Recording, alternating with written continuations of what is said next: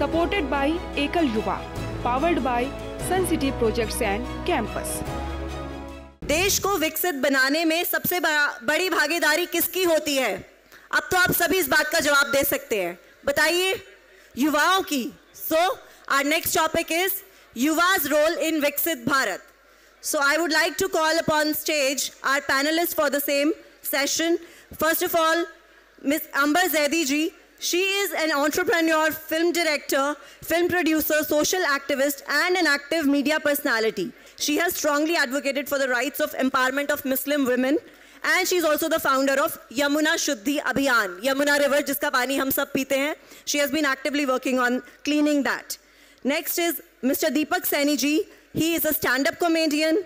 He's also a Hasya Kavi, a mimicry artist, an anchor, an actor. He is devoted to his work and has grabbed the attention of millions of people around the world. Next up is our person from our Ekal family, Vardhan Agarwal. He is the director at Jaguar Overseas Limited, working in infrastructure projects nationally and internationally across Asia, Africa, Afghanistan and many more countries.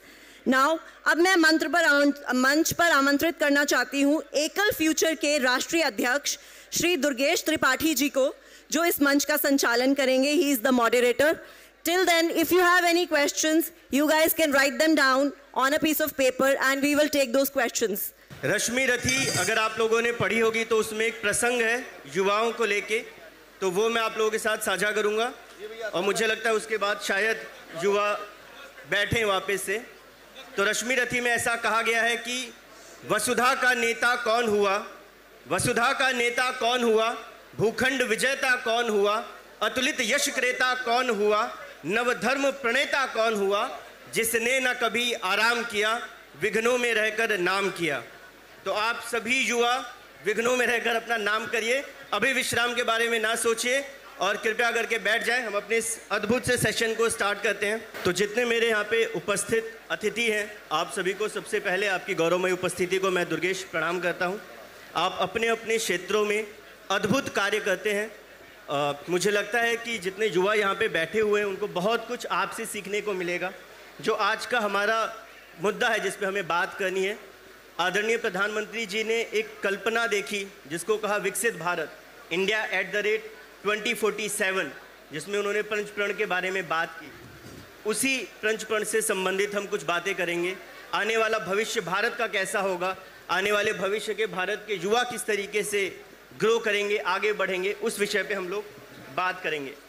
तो पहला प्रश्न मेरा अंबर दीदी आपसे है, अंबर जैदी जी आपसे है. आज अगर हम भारत को देखें तो भारत विश्व का सबसे शक्तिशाली देश है.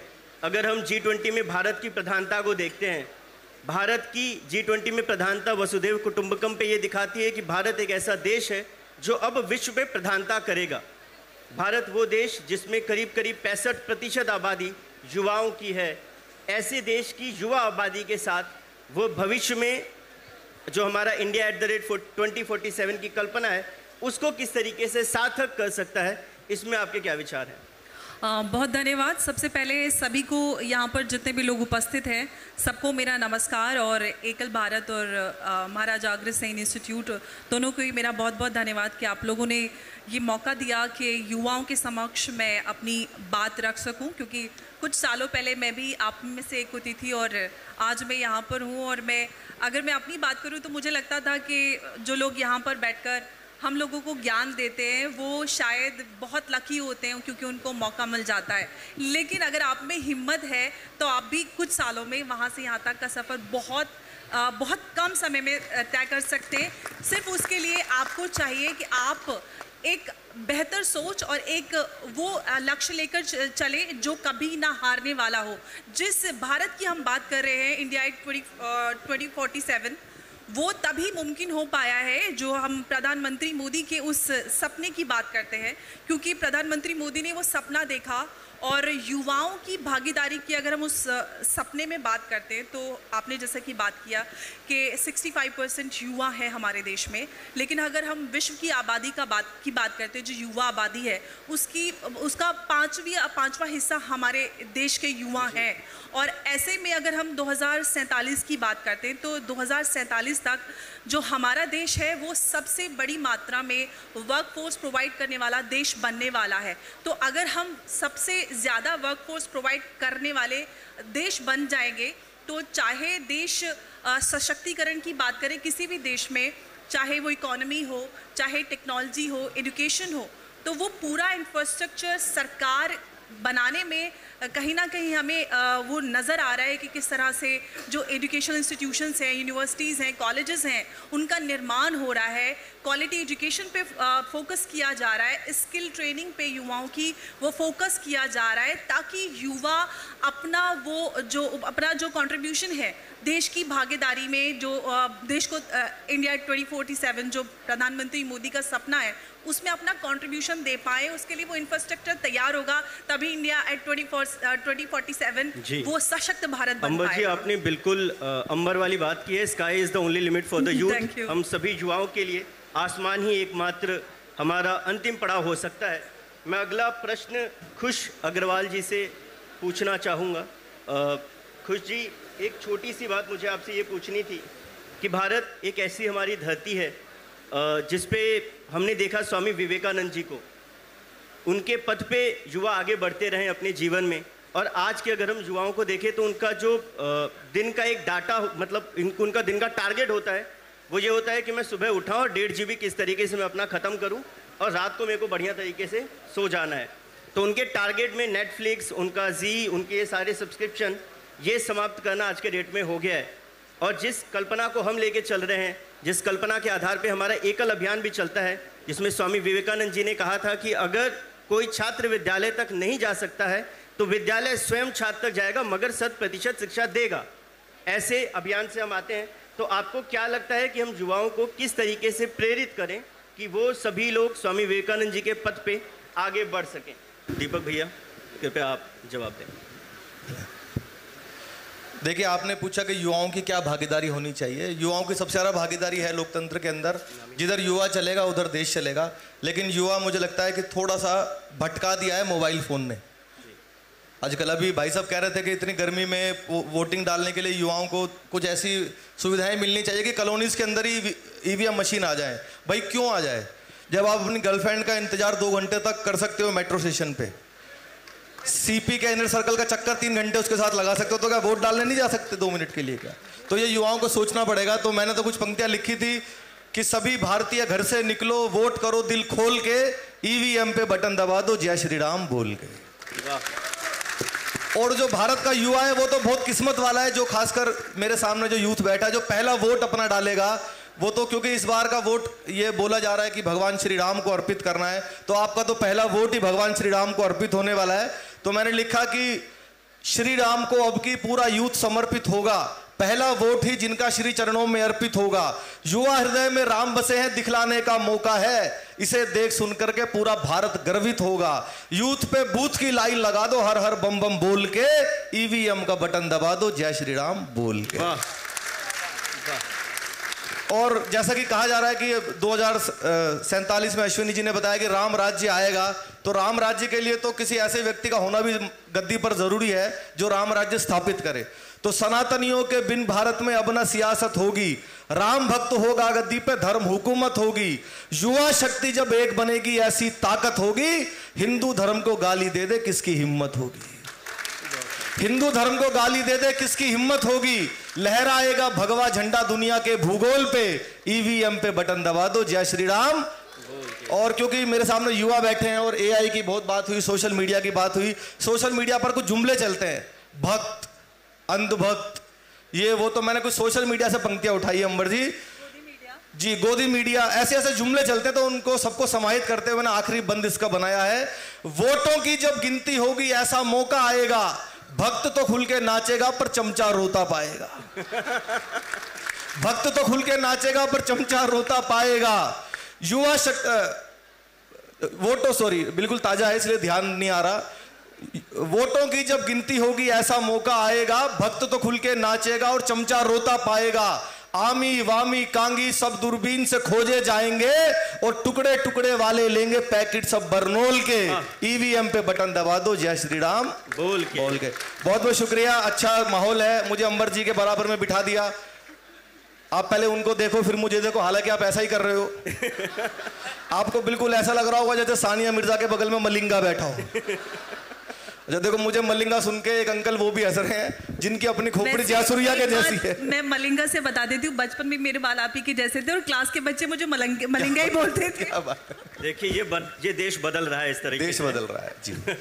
तो आप सबसे अपील है कि वोट जरूर डालने जाएं। वोट डालने से आप जैसा कि बताया, एक वोट से सरकारें गिर जाती हैं, एक वोट से मुख्यमंत्री बनने से आदमी रह जाता है। सबसे जरूरी है आपका वोट डालना है। अगर आप वोट भी नहीं डाल सकते निकल के, तो फिर आपको कोई शिकायत करने का, कोई कुछ करने का मौका नहीं है। हमारे बीच में राष्ट्रीय कवि गजेंद्र जी बैठे, उनकी पंक्तियां है कि नेताओं में बैठ के जो गलती निकालते, घर से निकल वोट तक नहीं डालते। तो वोट डालना बहुत जरूरी है सर। जी आपने देखिए इतनी अच्छी बात कही हम सभी युवाओं के लिए खास कर। और जब राष्ट्रीय कवि मंच आपने बताया कि उसके राष्ट्रीय अध्यक्ष जी बैठे हैं, तो मेरी भी एक पंक्ति कहने का मन हो रहा है कि जब हम मतदान करें तो ये बात अवश्य सोचें कि मंदिर तिलक कमंडल और चुटिया की रक्षा हो। मंदिर तिलक कमंडल और चुटिया की रक्षा हो, गांव में बैठे हर किसान के कुटिया की रक्षा हो, ऐसा बटन दबाना की हर बिटिया की रक्षा हो। अब हमारे उत्तर प्रदेश में बिटिया को कहीं देखना नहीं पड़ता है, तो ऐसा बटन दबाना की हर बिटिया की रक्षा हो, दिग भी रहे सुरक्षित दिगंत की रक्षा हो, ऐसा बटन दबाना की हर संत की रक्षा हो। क्या बात, हर संत की रक्षा हो। बहुत बढ़िया। देखिए वक्त बदल रहा है। मोदी जी चाय बेचते थे, हमारे दिल्ली वाले दारू बेच के अंदर चले गए। तो वक्त बदलता रहता है जी। ये तभी होगा जब कोई चाय बेचने वाला उस कुर्सी पे आएगा, तभी दारू बेचने वाला जेल में जाएगा। खैर हम आगे बढ़ते हैं। अब हमारे एकल अभियान के ही, एकल युवा के ही एक पूर्व में हमारे युवा विभाग के कार्यकर्ता जो अभी एक बहुत अच्छे स्तर पे, राष्ट्रीय अंतर्राष्ट्रीय स्तर पे अपना कार्य कर रहे हैं, मैं वरदान अग्रवाल जी से एक प्रश्न पूछना चाहूँगा। आज की जैसी हम परिस्थिति देखते हैं और अगर हम अपने एकल अभियान को भी देखते हैं, आप एकल अभियान में अपना अधिकतम समय देते हैं, हमारे एकल अभियान के प्रत्येक आचार्यों के मन में कर्तव्य बोध रहता है, कार्य करने का बोध रहता है, उसको अपनी सोशल रिस्पॉन्सिबिलिटीज़ पता है। उनके लिए हम ये भी कह सकते हैं कि मैं किसान मुझे देवों की बस्ती से क्या, अद्भुत बाल धरा पर मैंने स्वर्ग बनाया, अंबर पर जितने तारे उतने वर्षों से मेरे पुरखों ने, एकल अभियान के पुरखों ने इस धरती का रूप संवारा। तो वैसे हमारे जो गांव के लोग हैं उनको अपने दायित्वों का बोध है, मगर क्या शहर के युवाओं को अपनी रिस्पॉन्सिबिलिटीज़ का पता है? वो हमारे भारत का संविधान हमें अधिकार क्या क्या देता है उसके लिए तो लड़ते हैं, मगर इस देश का संविधान कुछ कर्तव्य भी देता है, क्या उसका बोध है? ये प्रश्न आपसे है। जी, मेरे हिसाब से भारत का युवा भारत का सबसे बड़ा एसेट है जी। We have the youngest population in the world. Look at the kind of potential we have. Look at the potential all of these people have. The technology that we have seen in past 5-10 years, it's tremendous. The kind of entrepreneurship, the kind of infra that has been created. I mean, look at the apps like Zomato. Look at the apps like Paytm, BharatPay, PhonePe. Look at the drone companies created by people of their age, my age, our age. कुछ चीज़ें हैं जो मैं यहाँ बैठी audience से जिक्र करना चाहता हूँ, अगर वो ठीक समझे, अपनी रिस्पॉन्सिबिलिटी समझे, बहुत कुछ कर रहे होंगे, मैं कुछ जिक्र करना चाहता हूँ. First is active citizenship. Be the part of democratic process of the country. We all are responsible and we have a beautiful opportunity of choosing the Prime Minister of the country this month. ये election हमारे local नेता के लिए नहीं है, प्रधानमंत्री चुनने के लिए है. एंड आप और हमारे पास ये अपॉर्चुनिटी है. फील द स्ट्रेंथ कि हम देश के प्रधानमंत्री को चुनेंगे दिल्ली वाले इस महीने. दूसरा है education and skill development. Education के लिए तो यहाँ पे है ही, स्किल पे भी यूथ का बहुत फोकस है. Constant upgradation of knowledge will take us at the highest ranks of where we want to go in our professional careers. Next is entrepreneurship and innovation. I mean, the youth is embracing entrepreneurship. The youth is seeking job but is also creating jobs. India की technology, I mean, दुनिया लोहा मान रही है. Look at the apps like UPI. Payment is so easy. and multiple such apps. अधिकांश CEO भी आज भारत के ही हैं। अधिकांश CEO दुनिया में भारत के हैं। जी। दूसरा है social entrepreneurship. I mean, there is tremendous opportunities for youth in social entrepreneurship. Take up any of the agendas of social use and see the kind of opportunities we have. And biggest of all, I feel we should be more globally relevant. I would encourage and invite the youth to take up and participate with global peers in the agendas that impact the global people.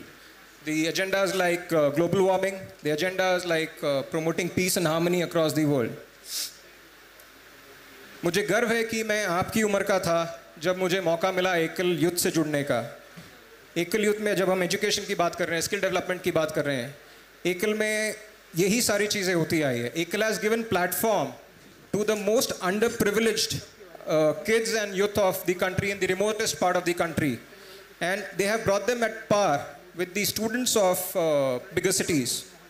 I encourage and invite you all to learn more about Ekal and Ekal Youth and join us. We have done a lot of fun activities. I mean, हम लोगों ने नुक्कड़ नाटक किए, हम लोगों ने promotion के लिए अलग अलग जगहों पे गए, अलग अलग कॉलेजेस में गए, हम लोगों ने कॉर्पोरेट सोशल रिस्पॉन्सिबिलिटीज़ के लिए फंड्स रेज किए, अलग अलग कॉर्पोरेट्स में जाकर के presentations the. Those were learning for us. ये आज इस स्टेज पे आपके सामने बैठने का कॉन्फिडेंस उन्हीं सब प्रेजेंटेशन से आया जी. एंड आपने बात करी कि अधिकारों की. मुझे लगता है यूथ अगर ऐसी बहुत सारी चीज़ें जो कर रहा है यूथ, और जो अभी जिक्र हुई वो भी कुछ ऑप्शंस हैं यूथ के पास, वो करता है तो अधिकार उनका होता है, बनता है मांगना. Very quickly I summarise this and say, मेरे जब मैं मास्टर्स कर रहा था मेरे डीन होते थे, उनका तकिया कलाम होता था और हम लोग परेशान हो जाते कि यार एक ही चीज़ बार बार क्यों बोलते रहते हो हर क्लास में. एंड वो होता था डिजर्व बिफोर यू डिज़ायर. बहुत सुंदर. सो और 3 Idiots हम सब ने देखी होगी. बाबा रैंचो ने कहा था काबिल बनिए, कामयाबी झक मार के पीछे आएगी. सो अगर हम काबिल बन रहे हैं, देश के लिए कुछ कर रहे हैं, अपनी रिस्पॉन्सिबिलिटी निभा रहे हैं, तो अधिकार मांगना हमारा हक है. बट बहुत अच्छी बात आपने कही. और मैं कई बार ये चीज़ सोचता था, मैं लखनऊ में, जैसे आप लोग एक विश्वविद्यालय के छात्र हैं, मैं एक विश्वविद्यालय का अध्यक्ष रहा, और मैं हमेशा ये बात सोचता था कि वहाँ से यहाँ तक का सफ़र कैसे होता है. और आज मुझे ये बात लगती है कि वह व्यक्ति जो समाज को देने की प्रवृत्ति रखता है. अगर हम अंबर जी को देखें, भाई साहब को देखें, तो हमें एक चीज़ वर्धमान जी में, अंबर जी में कॉमन मिलेगी कि हम सोसाइटी को क्या दे सकते हैं. इन्होंने भी बात की ग्लोबल वार्मिंग को किस तरीके से रोका जाए, कैसे वृक्ष लगाया जाए, नदियों को किस तरीके से साफ किया जाए. भाई साहब दीपक जी, अगर समाज तो बहुत अच्छा हो गया, हरियाली आ गई, मगर आप खुश तरीके से किस तरीके से रह सकते हैं. तो मैं दीपक जी आपसे एक छोटा सा निवेदन चाहूँगा, क्योंकि युवा भी थोड़े से मेरे को लगता है परेशान हो गए हैं. तो एक अपने अंदाज में, मुझे ये बात पता है कि आप बहुत ही देश के प्रसिद्ध मिमिक्री आर्टिस्ट हैं, तो अपने अंदाज में कुछ अलग अलग आवाज़ों में अगर आप इन युवाओं से बात करें और उन्हें ये संदेश दें कि वो इस बार 100% मतदान करें, तो मज़ा आ जाएगा. तालियां आपकी बहुत ज़रूरी है मेरे लिए, क्योंकि आपकी तालियां मेरे लिए वही काम करती हैं जो जयाप्रदा के लिए अमर सिंह करते थे. मुझे कहा गया है कि मैं कुछ एक राजनेताओं की मिमिक्री कर दूं जल्दी जल्दी 5-6 मिनट में. बुलाऊं कुछ नेताओं को. मैं देश के लगभग 50-60 नेताओं की मिमिक्री करता हूं. और सबसे पहले किसको बुलाएं? अच्छा, मोदी जी को एंड में बुलाएंगे. दिल्ली से शुरू करते हैं यार, दिल्ली में खड़े हैं. हाँ, हमारे सीएम साहब तो आपको पता ही है जेल में बंद है. सर, नेता वही होता है जो अपने किसी भी काम को सही साबित कर देता है. कुछ भी कर रहा हो. केजरीवाल जी को ये बता दीजिए, हाँ, कैसा लग रहा है जेल में? जेल में वो भी बताऊंगा. भाई साहब, कुछ भी करेंगे ना नेता, उसको सही साबित कर देते हैं. अभी केजरीवाल जी तो बाद में गए, अंबर जी पहले. हमारे दिल्ली के 2 मंत्री जेल में गए, सत्येंद्र जैन साहब और सिसोदिया जी. सत्येंद्र जैन साहब जब जेल में गए और सीबीआई उनसे जांच करने गई जेल में, तो वो बोले मेरी याददाश्त चली गई, मेमोरी लॉस, मुझे कुछ भी याद नहीं. अब केजरीवाल जी का विज्ञापन मेरे सपने में शुरू हुआ. आपको लगे वो बिल्कुल यही बोलते तो मुझे बताना. उनका ऐड शुरू हुआ सपने में. नमस्कार दोस्तों, साथियों, मेरे एक मंत्री को उठा के ले गए सीबीआई वाले. उसको बेचारे को उठा के ले गए और उसकी याददाश्त चली गई. वो सब कुछ भूल गया है. वो झूठ नहीं बोल रहा, उसको सब कुछ भूल गया है. उसको बस इतना याद है कि मेरी याददाश्त गई है. दोस्तों, वो झूठ नहीं बोल सकता. मेरा मंत्री है, मैंने खुद देखा है जाते हुए, मेरे सामने गई है उसकी याददाश्त. ऐसे गई है, ऐसे मेरे सामने हरे रंग की थी, मैंने खुद देखा है. कुछ भी बोल देते सर नेता. उन्होंने बताया दिल्ली में 500 नए स्कूल बना दिए. आपने सुना होगा सबने. दिल्ली के बाहर भी बहुत विज्ञापन है कि 500 नए स्कूल बना दिए। मैं दिल्ली में पैदा हुआ, दिल्ली में पढ़ा, मैंने पूछा भाई साहब कहाँ है दिखाओ, वो मुझे एक बिल्डिंग के साबित कर देता, नेता कुछ भी हो, एक बिल्डिंग के सामने ले गए, एक स्कूल तो ये है दोस्तों। मैंने कहा जी एक हो गए, 500 बताओ। सुबह लड़कियां आती है इसमें, शाम को लड़के आते हैं, 2 ही हो गए। आप किसी भी क्लास में जाओ, कोई बच्चा ये नहीं बोल के आता कि मैं क्लास में जा रहा हूं, क्या बोल के आता है, स्कूल में जा रहा हूं। एक कमरे में 50 स्कूल बैठे हुए हैं, ऐसे ऐसे 20 कमरे हैं, गिन लो कितने हो गए। मैंने कहा जी काफी हो गए। स्कूल के सामने शराब का ठेका बना दिया। भगवंत मान ने बताया है कि एक अच्छा पैक लगा लो तो एक स्कूल के 2 दिखाई देते हैं, 2 तो ये वाले भी मानने पड़ेंगे। ऐसे ऐसे करके 500 बना रखे, कहूँ तो 1000 बना के दिखा देता हूं। और मैं जल्दी जल्दी, क्योंकि समय नहीं है, और कुछ एक नेताओं की मिमिक्री में आपसे वोट अपील करूंगा। एक बहुत प्रसिद्ध, जिसने मुझे टीवी चैनल पर बहुत ग्रेस दिलाई, भारत के गृह रक्षा मंत्री श्री राजनाथ सिंह जी की आवाज। राजनाथ सिंह जी यदि आपके इस ऑडिटोरियम में आते तो मुझे पीछे तक बताना, देखना सर जब वो लोकसभा में भाषण देते हैं। अध्यक्ष महोदय, जहां तक प्रश्न पाकिस्तान का है तो मैं सारे सदन के समक्ष यह डंके की चोट पर कहना चाहता हूं अध्यक्ष महोदय कि पाकिस्तान से अब कश्मीर पर कभी कोई बात नहीं होगी। बात यदि होगी तो पीओके पर होगी, कश्मीर पर अब कभी कोई बात नहीं होगी। धन्यवाद।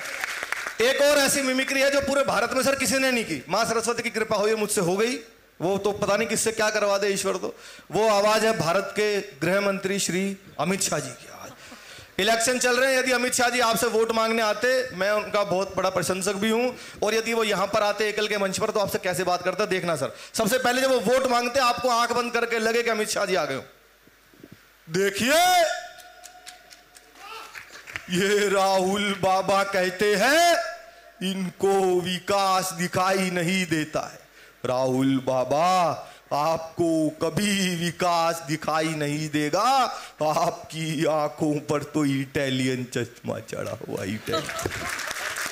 तो मंच के सामने मौजूद बुजुर्गों, माताओं, बहनों और मेरे जिगर के टुकड़े जैसे युवाओं, मेरे साथ दोनों हाथों को उठाइए, संकल्प की मुट्ठी बीचिए, पूरी ताकत से बोलिए भारत माता की। अच्छा, जैसे कोई यज्ञ चल रहा हो और उसमें जब तक पूर्ण आहुति ना डाले सर यज्ञ संपन्न नहीं होता। ऐसी नेताओं की मिमिक्री का भी यज्ञ है, मैं बचपन से कर रहा हूं। इसमें जब तक पूर्ण उनकी मिमिक्री ना करो तो वो यज्ञ संपन्न नहीं होगा। ऐसे देश के बहुत बड़े नेता, हमारे बड़े भाई श्री राहुल गांधी जी। अंबर जी आप ऐसे हंसोगे नहीं, कॉमेडी में मेरे सीनियर है वो। राहुल जी यदि आते आपसे वोट मांगने तो कैसे, हमारा किसी पार्टी से कोई लेना देना नहीं है। राहुल जी यदि आते तो देखिए भैया, ये जो कॉमेडी है, ये जो मिमिक्री है, ये कैसे होती है, ये गोदी मीडिया आपसे छिपा रहा है भैया। मैं बताता हूं, कल मैं हरियाणा गया, खुद गया सेल्फ। एक किसान आया, फार्मर, मुझसे बोला राहुल जी ये क्या हुआ। मैंने पूछा व्हाट। बोला बारिश आई, मेरी फसल नष्ट हो गई। बारिश आई, फसल गई। मैंने उससे कहा खुले में क्यों बोते हो। वो समझ गया भैया और बोला भाई साहब आप जाइए। ये है कॉमेडी, ये है मिमिक्री, ये है पोइट्री। खत्म, टाटा, बाय बाय। अब आएगा मजा, एक बार जोरदार तालियां। और ये मजा मैं सारे देश को दूंगा। लास्ट में अंतिम, क्योंकि समय मुझे पता है बहुत कम है, आप लोग भी, और मुझे बुलाए तो पैनल डिस्कशन के लिए था, पर मैं अपनी औकात पे उतर आया, उठ के आ गया। भाई साहब हमसे बैठे बैठे कुछ काम नहीं होता, हम तो मेहनती लोग हैं वैसे भी। तो अंत में एक और बिल्कुल ताजा चीज सुना करके मैं अपना स्थान लूँ। सॉरी, बीच में मोदी जी रह गए, 1-1.5 मिनट आपका लूंगा। मोदी जी यदि आते, देश के इस समय सबसे पॉपुलर नेता है, विश्व के सबसे शक्तिशाली लोगों में उनका शुमार होता है। मोदी जी यदि आते आपके बीच में तो कैसे बात शुरू करते हैं। मैं कोशिश कर रहा हूं सर, हमारा गला बहुत खराब है, बहुत लगातार सफर चल रहा है। हो सकता है मोदी जी निकालूं, देवगौड़ा जी की निकल जाए। हालांकि देवगौड़ा जी की तो उनके पोते नहीं निकाल दी, पर आप लोग सुन रहे हैं, बहुत मन से सुनिए। भाइयों बहनों, मेरे देश में और देश की राजधानी दिल्ली में और दिल्ली के महाराजा अग्रसेन कॉलेज में एकल के मंच पर यह शानदार कार्यक्रम चल रहा है। तो मैं मेरी और 135 करोड़ भारतीयों की तरफ से आपको शुभकामनाएं देता हूं और इतना ही कहता हूं, वोट जरूर दीजिए, जरूर दीजिए, जरूर। बहुत बहुत धन्यवाद। अंत में मैं बहुत जल्दी कर रहा हूं, अंत में एक आइटम आपको जरूर सुना के जाऊंगा, क्योंकि वो मुझे सुनाने के लिए आकर ब्रिजेश भाई ने कान में भी कहा। पिछले दिनों बाबा हमारे देश में बहुत वायरल हो गए, बाबा बागेश्वर वाले बाबा। और बाबा बागेश्वर जी सर सबकी पर्ची बना देते हैं, कौन है, कहां से आया, क्या करेगा, कब भरेगा, कब मरेगा, सब लिख के रख देते हैं। तो मैंने सपने में देखा बाबा जी की कथा चल रही है और उसमें सामने आ गए दिल्ली के मुख्यमंत्री श्री अरविंद केजरीवाल जी, और बाबा ने उनका पर्चा बनाया। सर आपको लगे कि ठीक आदमी का ठीक पर्चा बनाया तो मुझे लगेगा मेरा आना सफल हो गया, आप मन से सुनेंगे। तो आपको लगे कि बाबा जी की कथा शुरू हो गई तो मुझे बताना। उनकी कथा शुरू हुई। सर जय श्री राम। इस पंडाल के अंदर हमको एक आदमी दिखाई दे रहा है जो नीली और ढीली शर्ट पहन करके बैठा हुआ है, वे आ जाए उनकी अर्जी स्वीकार की जाती है। सामने से आगे, बाबा जी नमस्कार, मैं दिल्ली का, क्या सवाल मन में लेकर के आए हो? बाबा ने तुम्हारा पर्चा बना रखो पहले ही। बाबा जी मैं दिल्ली का सीएम हूं, एलजी मेरी बात नहीं मानता, मोदी मुझे 26 जनवरी पे टैंक भी नहीं चलाने देता, मैं बाबा जी देश का पीएम बनना चाहता हूं। बाबा ने पर्चा बना रखो, बताओ कौन सा पर्चा खोले। अब बाबा जी के पर्चे पे आनंद लेना। बाबा ने पर्चा बना रखो, देखो, अपने बच्चों की झूठी कसम खाएंगे, अपने गुरु को लात मार के मुख्यमंत्री बनेंगे, नंबर 1, एक विशेष समुदाय का वोट लेने के लिए चमचागिरी करेंगे, हिंदू पुजारियों को मंदिर में सैलरी नहीं देंगे, तुम्हारी ठटरी बार दे बाबा तुम्हारी। बाबा जी मैं देश का पीएम बनना चाहता हूं, सबसे पहले हिंदू राष्ट्र की मांग करो दिल्ली विधानसभा के अंदर, और एक मंत्र बाबा दे रहे हैं उसका जाप करो दिन में 3 बार पार्लियामेंट के सामने। बाबा जी कौन सा मंत्र है? हर हर मोदी, घर घर मोदी। बहुत बहुत शुक्रिया, धन्यवाद, जय हिंद। बहुत बहुत धन्यवाद दीपक जी। जो युवाओं ने सुबह 9 बजे से आके बैठे हुए थे उनका पूरा मूड रिफ्रेश कर दिया आपने, और इसके साथ ही साथ वो पूरा संदेश जो इनको देना था उस कुर्सी पे बैठ के वो खड़े होके भी इन्होंने दे दिया। तो एक बार और जोरदार तालियां दीपक जी के लिए। अब मैं इस सेशन का आखिरी सवाल दुर्गेश जी से पूछूंगा। दुर्गेश यादव जी एक सोशल एक्टिविस्ट हैं, तो इस देश में आप सभी ने बहुत सारे आयोग देखे होंगे, अल्पसंख्यक आयोग, महिला आयोग। क्या ऐसा संभव है कि एक ऐसा देश जिसका प्रतिनिधित्व हमेशा से, आज़ादी के पहले से भी अगर हम देखें, आज़ादी के संघर्ष में देखें तो युवाओं की बहुत बड़ी भूमिका थी। हम भगत सिंह जी को देखें, भगत सिंह जी जिन पे कहा गया उन्होंने अपनी माँ से कि तू ना रो माँ, तू है भगत सिंह की माँ, मर के भी लाल तेरा मरेगा नहीं, घोड़ी चढ़कर तो लाते हैं दुल्हन सभी, हंस के फांसी के फंदे पे कोई चढ़ेगा नहीं। वैसे देश के युवाओं के लिए कोई युवा आयोग होना चाहिए। देखिए आजकल का युवा मोदी जी के आने के बाद बहुत बदल गया है। आप देखें कि 2014 के बाद या 2014 से पहले लोग सरकारी नौकरियां या सिर्फ नौकरियों के बारे में सोचते थे, स्टार्टअप्स का कल्चर नहीं था। जैसे सर ने बताया कि जब वहाँ से आप यहाँ तक का सफ़र चुनते हैं तो बहुत सारी चीज़ें आपको नई करनी पड़ती हैं। तो 2014 के बाद जाने कितने स्टार्टअप्स आए, इतना स्किल डेवलपमेंट हुआ जिसमें एकल भी काम कर रहा है। तो आई थिंक जब आप स्किल्स पर और स्टार्टअप्स पर फोकस करते हो तो आपका युवा बदलता है, युवा बदलता है तो देश बदलता है। सो आई थिंक मोदी जी के आने के बाद ये सारी चीज़ें और होंगी। तो मैं बस यही कहूँगा कि 2024 अभी के चुनाव में मोदी जी को वोट दें ताकि आपका जो भविष्य है वो बदल सके और स्टार्टअप्स की जो वेव है वो और आगे बढ़ चुके। बहुत बढ़िया। सभी जितने हमारे युवा हैं, जो हम विकसित भारत की कल्पना कह रहे थे उसमें 5 प्रण देश के प्रधानमंत्री जी ने लिए थे। बस मैं उन 5 प्रण को आपके सामने एक बार पढ़ूंगा और फिर हम इस सेशन को समाप्त करेंगे। पहला प्रण जो देश के प्रधानमंत्री जी ने लिया था वह था विकसित भारत का निर्माण, जिस पे आज का हमारा पूरा सेशन था। दूसरा, गुलामी की हर सोच से आज़ादी हम सभी युवाओं को लेनी चाहिए। हम अलग अलग जगहों पे अलग अलग नाम के साथ अपने आप को जोड़ के बहुत मॉडर्न दिखाने की कोशिश करते हैं, तो उस मॉडर्न चलने के रास्ते पे हम क्या खुद को गुलाम तो नहीं दिखा रहे हैं, ये हमेशा सोचना चाहिए। विरासत पे गर्व, हम सभी को अपने विरासत पे, अपने देश पे, अगर सनातनी है तो सनातनी होने पे 100% गर्व होना चाहिए, यह भाव सदा रहे। एकजुटता और एकता हमारे देश में सदा बनी रहे, जिसके लिए एकल अभियान सदैव कार्यरत रहता है। और नागरिकों का कर्तव्य, जो हमारा एक आखिरी आज का मुद्दा था कि हम सभी को, जो भाई साहब ने बहुत अच्छे तरीके से बताया कि हमारे कर्तव्य हमें बोध होने चाहिए। मैं एक और अपील आप सबसे, क्योंकि जितना यूथ मेरे भाई बहन सामने बैठे हैं उनसे करना चाहता हूँ, क्योंकि मैं कोई राजनीतिज्ञ तो हूँ नहीं, ना मैं कोई मीडिया पर्सन हूँ, ना मैं किसी पार्टी का प्रवक्ता हूँ। मैं कलाकार होने के नाते जो आपसे मांग सकता हूँ, जैसा भाई साहब ने बताया कि हमें कैसे कैसे अपने संस्कारों को आगे लेके आना चाहिए। कलाकार होने के नाते आजकल जितनी गंदगी हमारे कला क्षेत्र में आई है पिछले, खासकर से मोबाइल फ़ोन आने के बाद, अंबर जी, खासकर हम इंस्टाग्राम खोलें, यूट्यूब खोलें, फिल्मों में आई, वेब सीरीज़ में आई, गानों तक में गालियाँ आ गई, आजकल कॉमेडी में भी गालियाँ आ गई हैं। और मुझे बहुत शर्म आती है जब हमारा पढ़ा लिखा वर्ग, डिग्रीधारी वर्ग उनको सेलिब्रिटी बनाता है, उनको लाइक करता है, कमेंट करता है। तो कम से कम जो गालियां दे रहे हैं आपके घरों के मोबाइल के जरिए, आप कोई अपना एक वीडियो आप मुझे हाथ उठा के बताएं, बिना हेडफोन लगाए आप आज मोबाइल पे कोई वीडियो प्ले नहीं कर सकते। तो मेरा ये एकल अभियान मेरा भी है कॉमेडी में कि शुचिता आए, साफ सुथरी कॉमेडी हो, लोग बिना हेडफोन के पूरे परिवार साथ बैठ के देखे और हंस सके। ऐसे कलाकारों को भी प्रमोट करना है और गंदगी से हमें निजात पानी है। यह भी एक अभियान है, इसमें आप सब साथ दीजिए। बहुत ही शानदार बात आपने कही।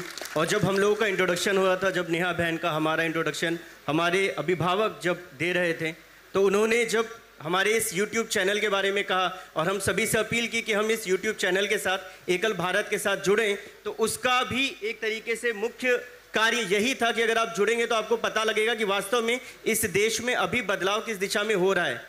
आप सभी लोग बढ़िया खाना, बढ़िया होटल्स में जाते हैं, मगर विश्वास करिए इस देश में अभी भी ऐसे गांव हैं जिनके पास खाने के लिए गेहूं की रोटी नहीं है। वहां एकल अभियान काम करता है, जो बाजरे की रोटी, मोटे अनाज के साथ आज भी जीवन यापन कर रहे हैं, जिन्होंने आज भी अच्छा एटमॉस्फेयर नहीं देखा है, वो सच्चाई आपको दिखाने का काम एकल अभियान, एकल भारत यूट्यूब चैनल करता है। तो हम अपने सेशन को समाप्त करते हैं। जितने युवा हैं उनसे यह निवेदन है कि देश की सच्चाई को, देश की अखंडता को जाने और एकल भारत चैनल के साथ आप लोग जुड़ें। हम युवाओं के साथ आप सभी जुड़ें। भारत माता की जय। एक बार कृपया करके ये मैं थोड़ा सा दोबारा बोलूँगा, जब भारत माता की जय बोला जाए तो वापस बोले। मैं थोड़ा सा इस मामले में रिजिड हूँ, तो एक बार सभी लोग दोबारा से बोलेंगे, भारत माता की जय। पीछे एक बहन मोबाइल चला रही, उन्होंने नहीं बोला, उनको दीदी प्लीज़ जगह बताइए। हाँ, वो दीदी चला रही। दीदी सबको बोलना है। मैं थोड़ा बेशर्म हूँ इस मामले में। 2012 में टीम इंडिया के लिए खेला हूँ, तो मुझे ये चीज़ पता है कि अगर बोला जाए तो बोलना तो है। भारत माता की जय। भारत माता की जय। भारत माता की जय। बहुत बहुत धन्यवाद।